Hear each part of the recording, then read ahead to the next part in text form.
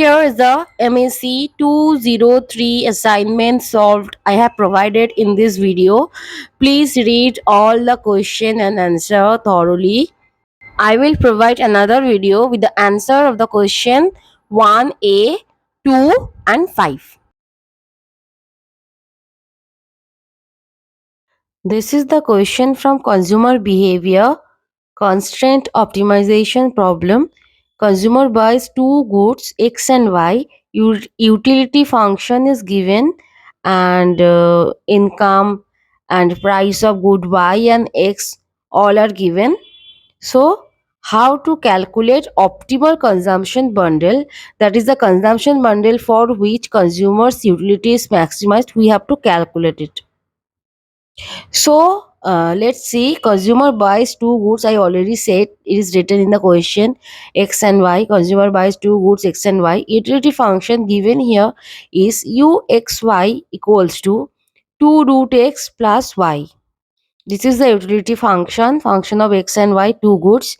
So budget constant will be, the consumer faces the budget constant equals to X into Px plus Y into Py less than equals to M.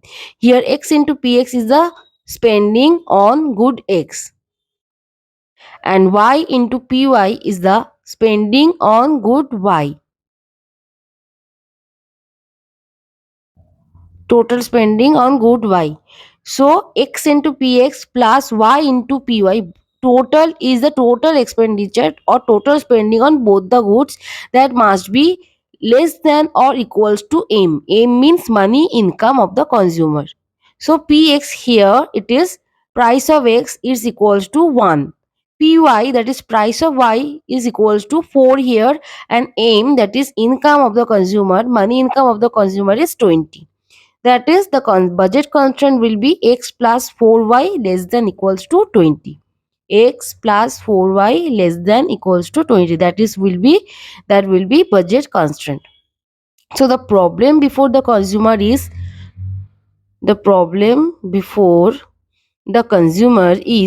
to maximize utility function or utility, to maximize utility subject to the budget constraint. Subject to the budget constraint. What maximum bundle of two goods can be consumed by the consumer to get the utility maximized? So to solve this optimization problem, we first have to form Lagrange function. To solve this constraint maximization or constraint optimization problem, the Lagrange function will be L equals to 2 root X plus Y plus Lagrange multiplier into 20 minus X minus 4Y. 20 minus X, lambda here is Lagrange multiplier. So the first order condition of the optimization will be del L del X, that is the partial derivative of Lagrange function with respect to X. So we get from there del lambda equals to 1 by root X. This is equation 1. Now del L del Y, that is partial derivative of Lagrange function with respect to Y, we get lambda equals to 1 by 4. This is equation 2. And finally, partial derivative of Lagrange function with respect to lambda. Lambda is Lagrange multiplier. We get 20 minus 4x 20 minus 4y minus x, that is equals to 0.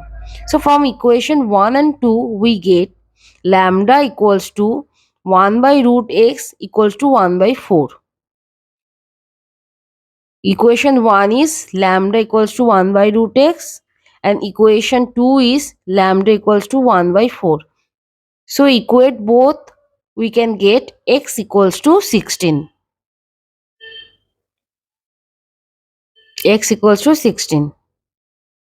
Now putting the value of x equals to 16 in equation 3, we get In equation 3, in this equation, we get 20 minus 4y minus 16, that is equal to 0. From this equation, we can get y equals to 1. So the optimal bundle of two goods consumed by the consumer will be X star equals to 16 units and Y star equals to 1 units.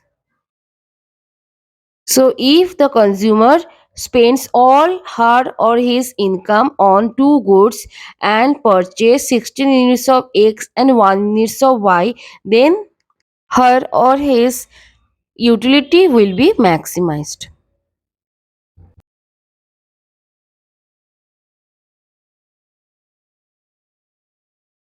Discontinuous function is a function whose curve is not continuous, that is broken. We cannot draw a continuous curve for discontinuous function. There are mainly three types of discontinuous function: jump discontinuous function, essential discontinuous function, and removable discontinuous function.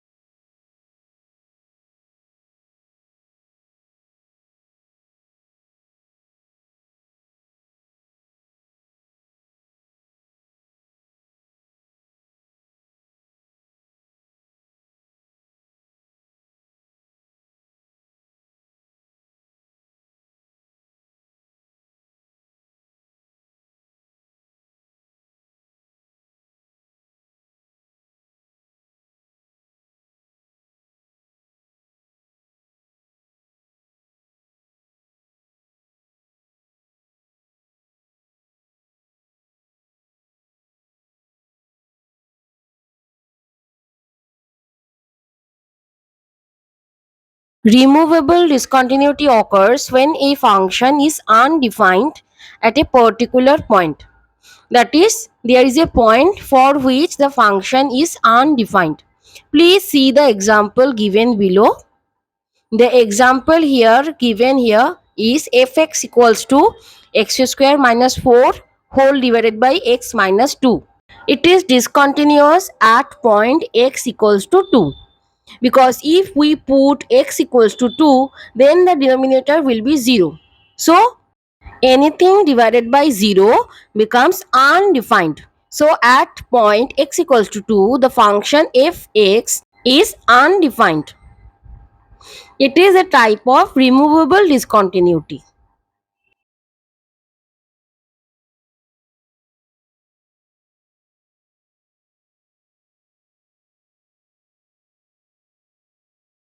So at point x equals to 2, the curve of the function will have a hole. You can see in the diagram. Jump discontinuity occurs when there is a sudden jump in the curve of a function. That is, the function becomes something up to a certain point and becomes something else after that certain point. According to the example, fx is equals to 0 when x is less than 0. But after the point x equals to 0, the function fx becomes equals to 1. Please see the diagram to know how the curve of a function with jump discontinuity looks like.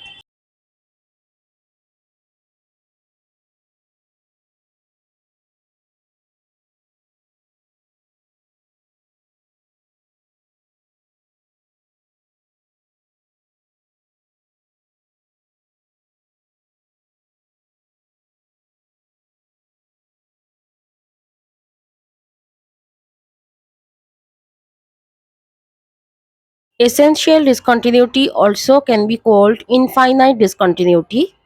Because near a certain point, the function becomes infinitely large towards negative or positive direction. The curve of the function also can oscillate near the certain point.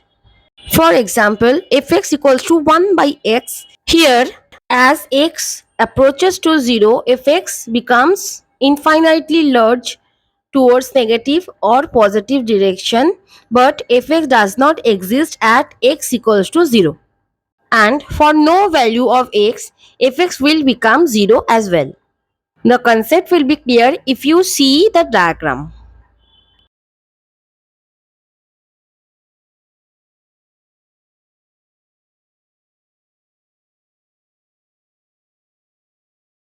Here, for positive values of x, fx grows in the positive direction infinitely, and for the negative values of x, fx grows in the negative direction infinitely. But in the both case, fx doesn't touch any axis. That means it doesn't become equal to 0.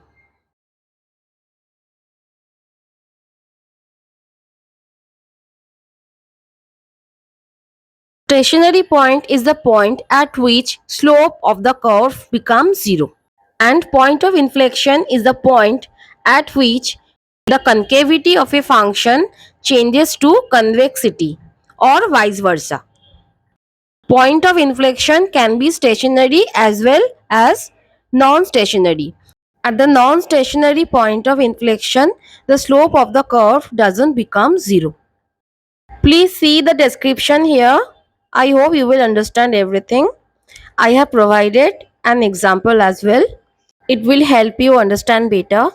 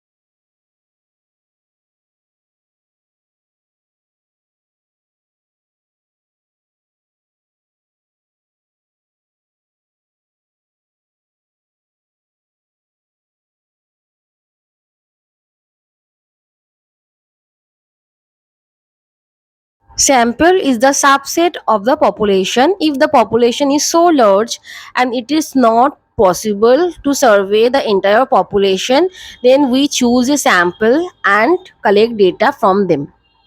There are various techniques of sampling. Sampling technique means how we are choosing sample from the population. There are various techniques of sampling. I have mentioned all the sampling techniques available to the researcher and have explained two among them. Please see the example I have provided here for understanding better.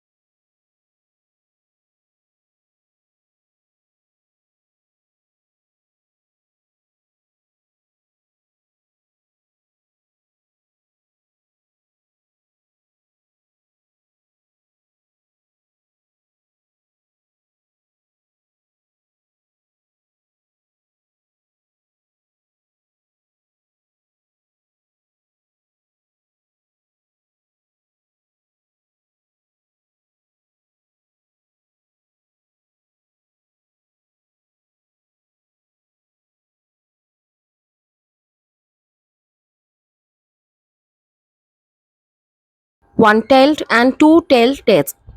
One-tailed and two-tailed tests are done in hypothesis testing. First, we have to formulate null hypothesis and alternative hypothesis. Then we have to prove the validity of the null hypothesis through test statistics. So now whether we have to do one tail test or two tail test, it depends on the alternative hypothesis. Please read the example given here to understand.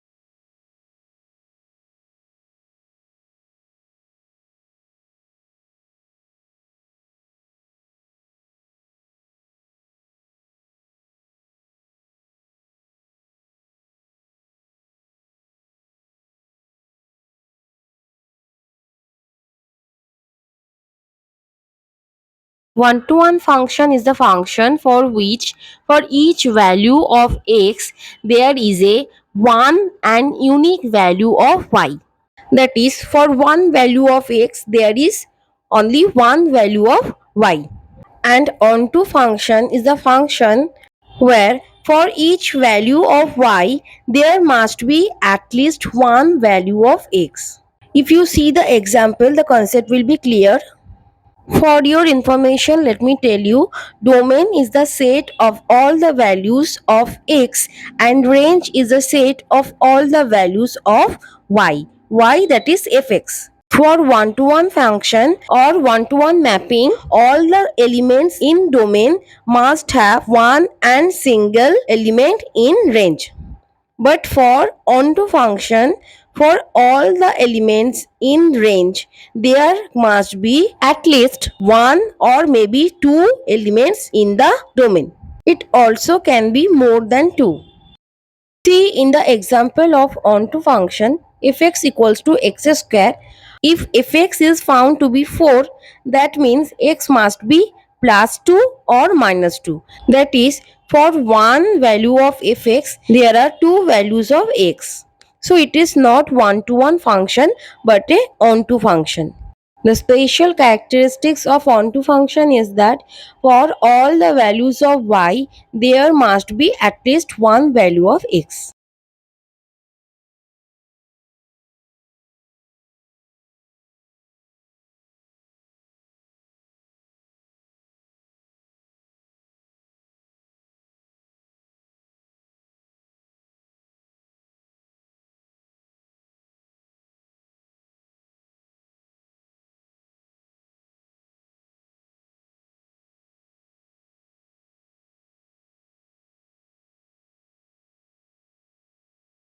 Please see the example of one-to-one function as well.